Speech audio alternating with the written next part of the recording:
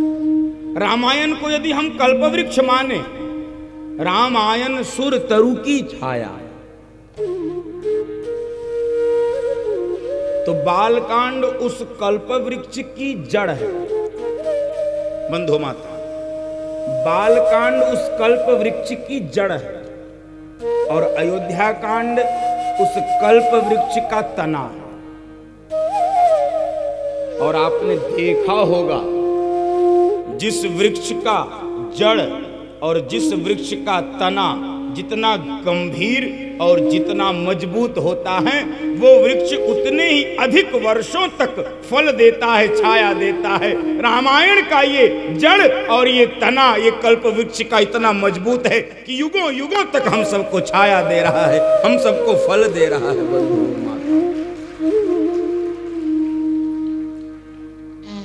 और इस अयोध्या कांड के प्रारंभ में बड़ा सुंदर मंगलाचरण किया है, बहुत सुंदर मंगलाचरण किया। नीलांबुजश्याम मलकोमलांगं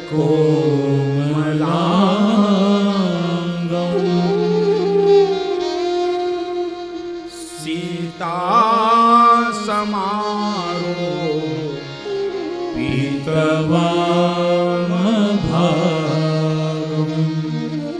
ये श्लोक सबको याद है, लेकिन इस श्लोक में तत्व क्या है? पाणौ महा सायक चारु चापम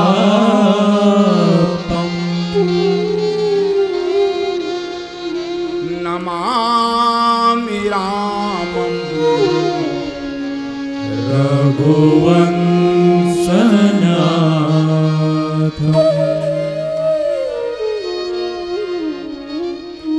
क्या विशेषता है इस श्लोक की? राम के उस स्वरूप को बाबा तुलसी ने प्रणाम किया है जिस राम के हाथ में धनुष और बाण है।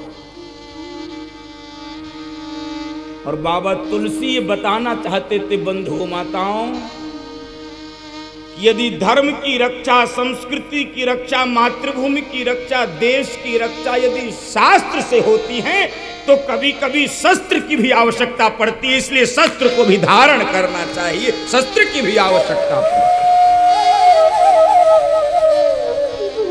पाणौ महा सायक चारु चापम नमामि रामं रघुवंशनाथम्।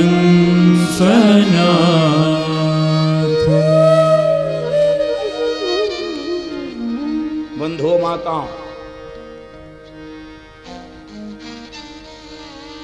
शस्त्र इसलिए नहीं रखा जाता है कि किसी अबल को, किसी अबला को हम मारेंगे। शस्त्र इसलिए रखा जाता है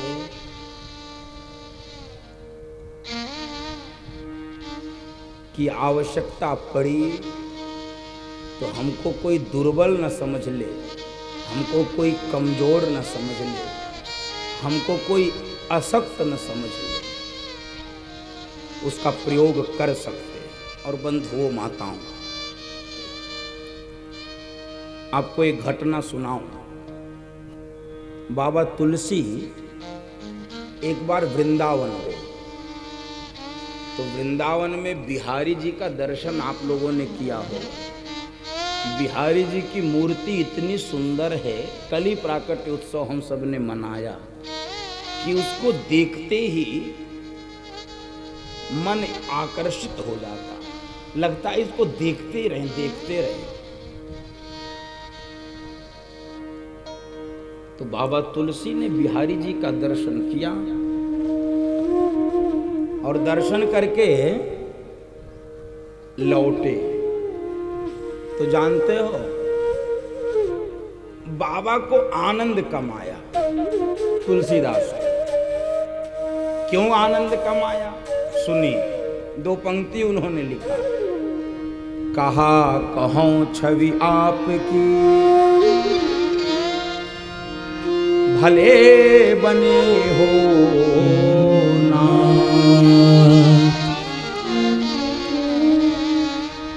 बहुत सुंदर मलूक दिख रहे हो, कहा कहूं छवि आपकी भले बने हो ना। सुंदर तो बहुत हो, लेकिन समस्या क्या है बाबा तुलसी को ध्यान से सुनना। तुलसी मस्तक तब नवे, बाबा तुलसी का मस्तक बिहारी जी के सामने झुक नहीं रहा। क्यों? कह रहे हैं बाबा तुलसी, तुलसी मस्तक तब नवे। कहे कब? जब धनुष बाण लोहा, जब तक धनुष बाण तुम्हारे हाथ में नहीं होगा तो हम सिर झुका नहीं पाते। बाबा तुलसी ये संकेत करना चाहते कि एक हाथ में शास्त्र, एक हाथ में शस्त्र, एक हाथ में माला, तो कदाचित दूसरे हाथ में भाला भी रखना पड़ सकता है, रखना चाहिए। माला का अर्थ शक्ति संपन्नता से है, शास्त्र का शस्त्र का संबंध शक्ति संपन्नता से है। क्योंकि हमको लगातार कमजोर करने का प्रयास किया जा रहा बंधु माता, हमको बार बार उपदेश किया जाता अहिंसा परमो धर्म, अहिंसा परमो धर्म। हमको ये उपदेश सुनने की आवश्यकता किसी दूसरे से नहीं है, क्योंकि हम अहिंसा के पुजारी हैं। अहिंसा हमारे रक्त में, अहिंसा हमारे स्वभाव में है। इसलिए कभी हम जमीन पे भी चलते हैं, धरती पर चलते हैं, तो नीचे देख के चलते हैं कहीं कोई कीड़ा मकोड़ा चींटी चींटा हमारे चरण से दब न जाए। और हमारे शास्त्रों में ऐसी हत्या के लिए प्रायश्चित का विधान है। चांद्रायण आदि व्रत रखते हैं लोग। ऐसी हत्याएं जब हो जाती हैं अनजाने, तो हमको अहिंसा का उपदेश नहीं चाहिए। लेकिन इस अहिंसा के उपदेश को दे देकर हमको कमजोर किया गया। आगे वाली पंक्ति पढ़ाई नहीं गई, अहिंसा परमो धर्मः, और इसके आगे की पंक्ति पढ़ाई नहीं गई हमको, धर्म हिंसा तथैव। धर्म के लिए यदि हिंसा करनी पड़े तो करना चाहिए, और इसके लिए हमारे पास प्रमाण है। योगेश्वर श्री कृष्ण कुरुक्षेत्र के मैदान में खड़े होकर स्वयं अपने नेतृत्व में धर्म युद्ध करवा रहे हैं। बंधुओं माताओं, धर्म के लिए यदि हमने शस्त्र नहीं उठाए तो परिणाम भयावह होगा, भयावह हुआ था। इसलिए याद रखिए, हमको शक्ति संपन्न बनना है, हमको दुर्बल नहीं बनना है। समय वैसे भी बहुत खराब आ गया है, क्या बोलूं। हम अपनी व्यासपीठ से और आप सभी श्रोता परिवार की ओर से देश के सर्वोच्च रक्षा अधिकारी, चीफ ऑफ डिफेंस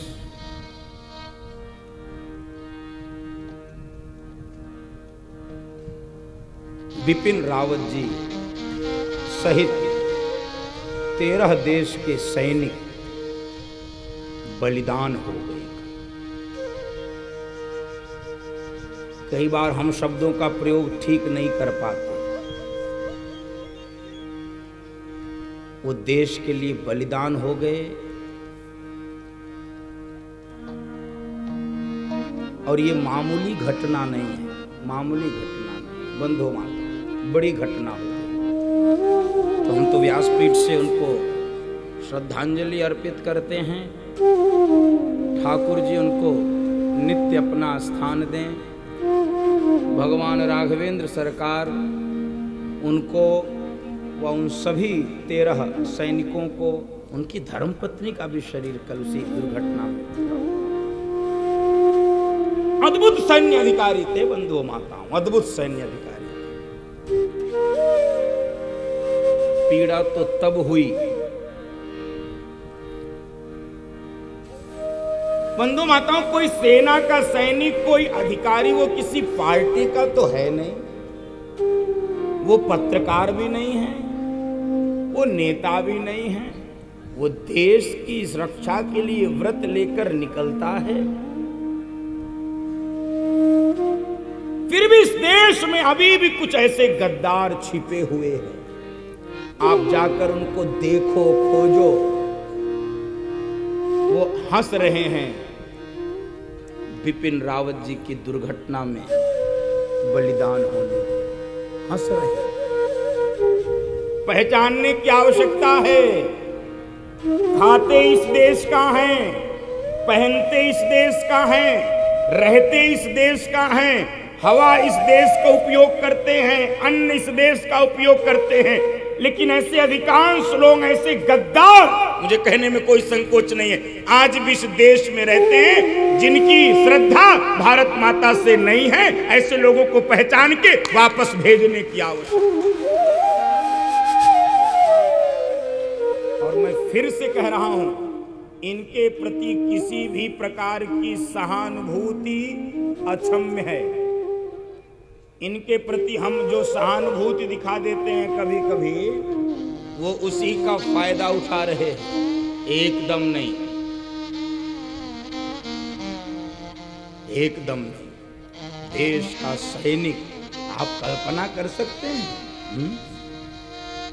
उस मां पर क्या बीतती है जिसका बेटा बलिदान हो जाता है, उस पत्नी पर, उस बाप पर, उसके भाई पर, उसकी बहनों पर, उसके परिवार पर, उसके रिश्तेदारों पर क्या बीतती है जिसका बेटा देश के लिए। और बंधुओं माताओं, हम तो स्वतंत्रता का, स्वाधीनता का अमृत महोत्सव मना रहे, और ये स्वाधीनता ऐसे नहीं मिली है, ये बिना खड्ग के, बिना तलवार के नहीं मिली है। दे दी हमें आजादी बिना खड्ग बिना धार, नहीं, ये बिना खड्ग के, बिना तलवार के, बिना प्राणों के आहूत की हुई ये हमको आजादी, ये स्वतंत्रता नहीं मिली बंधुओं माता। हमको ये स्वतंत्रता इन लाखों करोड़ों सैनिकों के बलिदान के बाद मिली है। केवल सैनिकों नहीं, आपने याद किया होगा राजस्थान की माताओं ने जौहर किया। हमारा जो ये इतिहास है, ये बलिदानों की, बलिदानियों की नींव पर लिखा गया है बंधुओं माताओं। तो बलिदानी बिपिन रावत सहित आइए हम सब उन सभी सैनिकों के प्रति, उन सभी बलिदानियों के प्रति अपनी श्रद्धांजलि अर्पित करें। नमन करे इस मातृभूमि को, नमन करे आकाश को, नमन करे इस मातृभूमि को, नमन करे आकाश को। बलिदानों के पृष्ठभूमि पर निर्मित इस इतिहास को, निर्मित इस इतिहास को, नमन करे इस मातृभूमि को, नमन करे आकाश को, नमन करे आकाश को।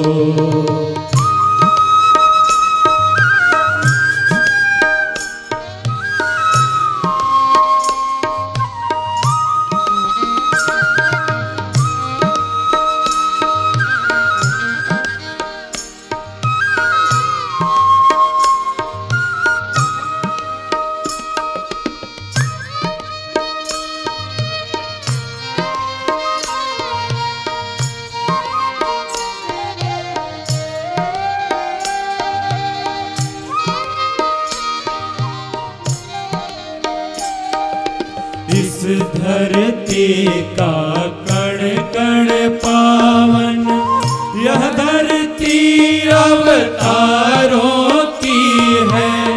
ऋषि मुनियों से वंदित धरती, धरती वेद पुराणों की है। मौर्य गुप्त सम्राटों की यह विक्रम के अभियानों की है। महावीर गौतम की धरती, धरती चैत्य विहारों की है। नमन करे झेलम के तट को, हिम मंडित कैलाश को, हिम मंडित कैलाश को। नमन करे इस मातृभूमि को, नमन करे आकाश को, नमन करे आकाश को।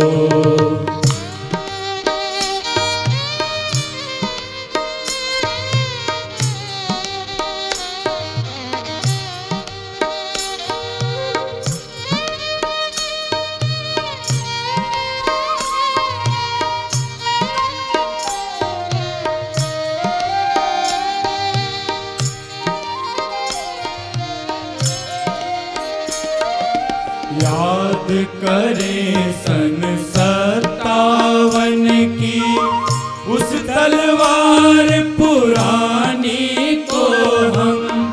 रोटी और कमल ने लिख दी युग की अमिट कहानी को हम। माया रंग दे बसंती चोला, भगत सिंह बलिदानी को हम। खून मुझे दो आजादी लो, इस सुभाष की वाणी को हम। गोविंद सिंह की कलियों के अजर अमर बलिदान को, अजर अमर बलिदान को। नमन करे इस मातृभूमि को, नमन करे आकाश को। ज्ञानों की पृष्ठभूमि पर निर्मित इस इतिहास को, निर्मित इस इतिहास को। नमन करे इस मातृभूमि को, नमन करे आकाश को, नमन करे आकाश को, नमन करे आकाश को, नमन करे आकाश को, नमन करे आकाश को। बोल भारत माता की जय।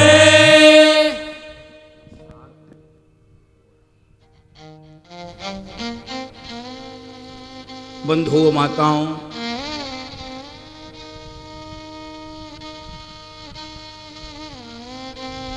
भगवान के उस स्वरूप की वंदना किया जिस राम के हाथ में धनुष बाण है। नीलांबुजश्या मलकोमलांगम सीता समारोपित वाम भागम। और बंधु माताओं, अयोध्या कांड प्रारंभ कर रहे हैं बाबा तुलसी।